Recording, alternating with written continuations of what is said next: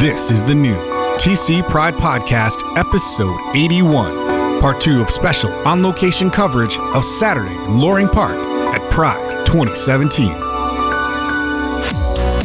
Happy Pride 2017. We're on location of the 2017 Twin Cities Pride Festival. I'm here with Leanne Meyer, the SGI Buddhist organization. So it's Soka Gakkai International, and that means Value Creation Society. Well, there's thousands of different sects of Buddhism. This sect is with Nichiren Buddhism, which started over 750 years ago in Japan, but it's based on Indian Buddhism. So we studied the Lotus Sutra, which is the second last sutra that Shakyamuni Buddha talked. This organization is a lay organization, and we're in 192 countries in the world. So there's only 200 countries in the world. It's in almost every country in the world.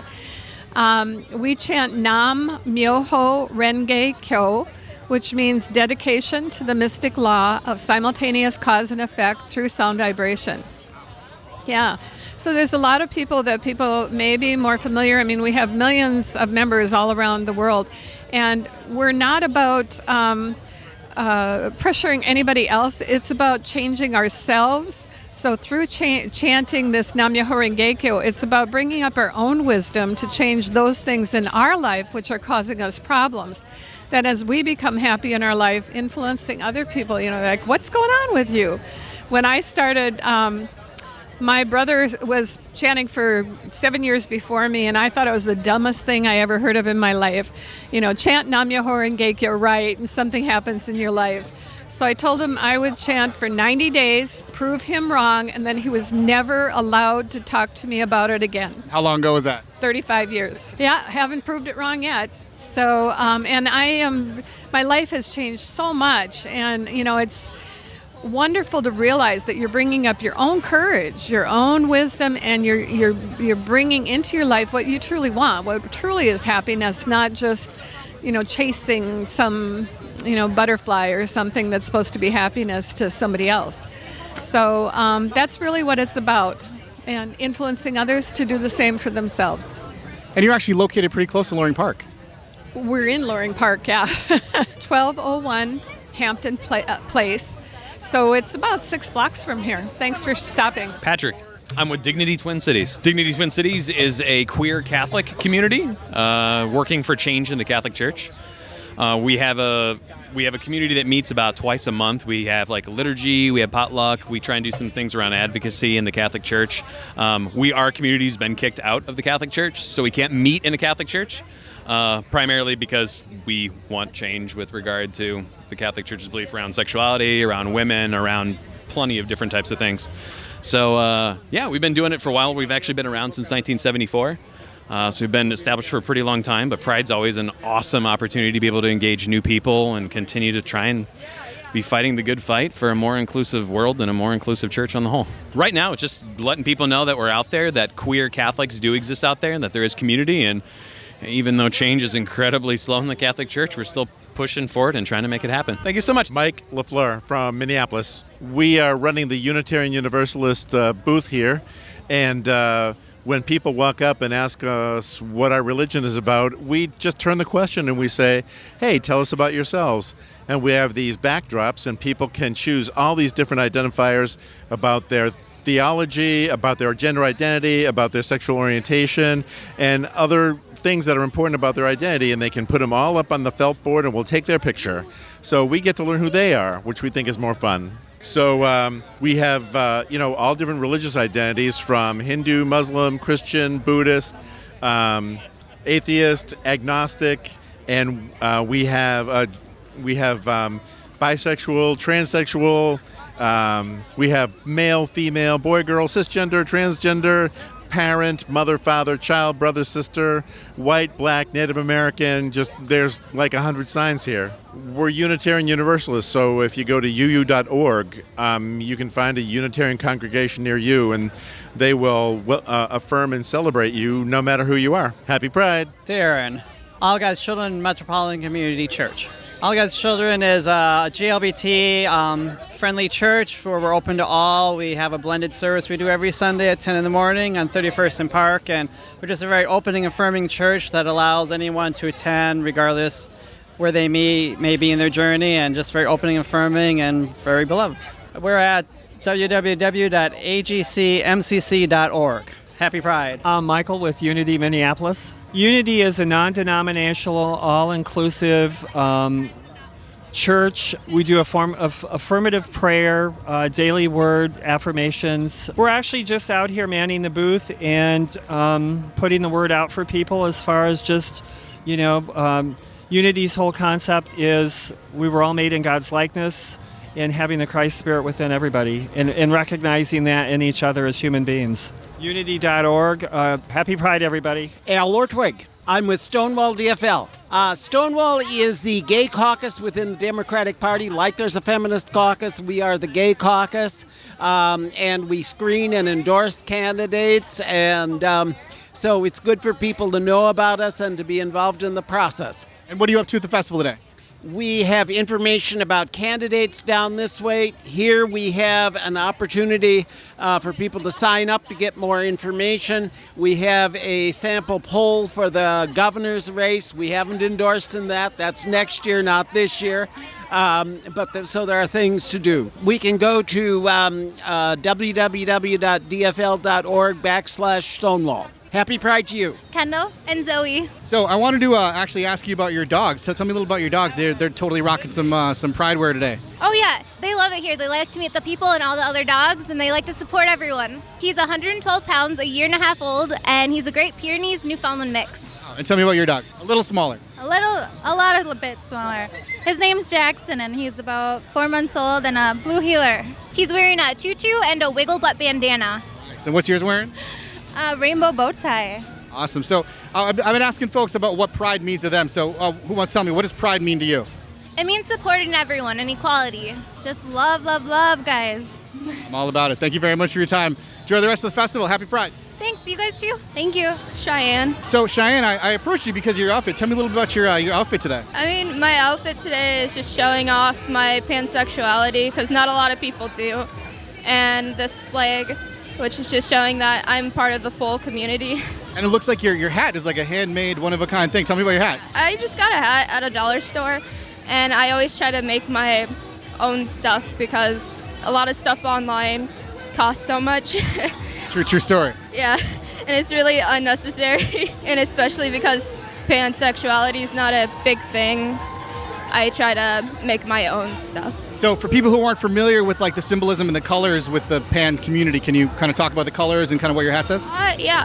See, my colors are pink, yellow, and blue, and it's just to show everyone because the colors are all in the rainbow and all in bisexual and all that stuff. And then it's all about loving everyone equally, and I will love everyone based off their own personal opinions. Can you tell me about your first Pride experience? This is my first Pride experience. Yeah, so I really love it so far. I've been trying to go forever, and finally my mom took me, and I really love it. Is this your mom over here? Yeah. Well, it's still great to have you here. Thank you for joining us at the festival today, and happy Pride. Thank you. Happy Pride. Michael Ford. I'm the executive director of Minnesota Normal. We're the Minnesota chapter of the National Organization for the Reform of Marijuana Laws. So we're a nonprofit 501c4, basically member-based. We do community education. We do lobbying. Pretty much try to educate the community on how they can help us to legalize marijuana in the state. This is a popular spot today. There's a big crowd of people here. What are you guys up to at the festival today? Basically just signing up as many people as we can. For the first time in history, we got 3 bills introduced to legalize in the state of Minnesota. We didn't get a hearing this session, so we're hoping to get one next year, 2018. So basically we're trying to sign up as many people as we can, get as much information, email addresses, so we can contact people and let them know who to vote for in 2018. Great. And so for people that weren't here at the festival today, how can they support the work you're doing online? You can find us online at mnnormal.org. Otherwise, just look up Minnesota Normal on Facebook, Twitter, or Instagram. Thanks a lot, man. Appreciate your time. Happy Pride. Yeah, thanks, man. Appreciate it. Paris and Cairo. And you match, so you're like super coordinated. We're twins, yep. Oh, okay, all right, okay, that makes sense. So can you tell me, what does pride mean to you? It means everything. This is the last little bit I had of me growing up, and I just feel like it's the best way to embrace who you are. And it's just everybody comes together as one on this day and just celebrates everything. It's everything. Like, this is who I am, so I'm going to show it. Like, that's that, right? Love it. Well, thank you very much for your time. Enjoy the rest of the weekend. Happy Pride. You too. Thank you. Misha Astrin, the free hugs guy. Misha, we met last year. How you been, man? The best, even better than last year, which is surprising because I was so good last year. So we were talking before we started recording, and you've actually diversified some. You've moved on to speed friending. Yeah, I'm not just doing free hugs now and being homeless. Now I have a business where I make money. But my goal is to connect people and help people form meaningful relationships, which is why I host speed friending events. So it's an extension of your original mission. Exactly. It's an extension of my original mission to make people feel valued and appreciated, which a part of is having those friendships and connections. And so I host LGBTQ speed friending for geeks, for women, for artists, literally every niche you can think of. Tell me about your outfit. Let me tell you about my outfit. It's full spandex, tiger suit. I've got a free hug sign that's crumpled up and has a lot of water on it, really waterlogged right now. Find me at speedfriendingmn.com. You also do stand-up, right? Unfortunately, I do it, yeah. If you want to see some of my stand-up, I'll be on the 673 going westbound at rush hour traffic. People can't leave. I usually get kicked off the bus sometimes. It's really fun. It's usually interactive, and some homeless people participate. Good strategy, captive audience. MishaEstrin.com. I mean, it's really captive. It's like the zoo that we're all a part of. Hey, thanks so much for your time. Great to see you again, and I'm sure we'll talk to you again soon. And here comes the hug. Here comes the hug. All right, man.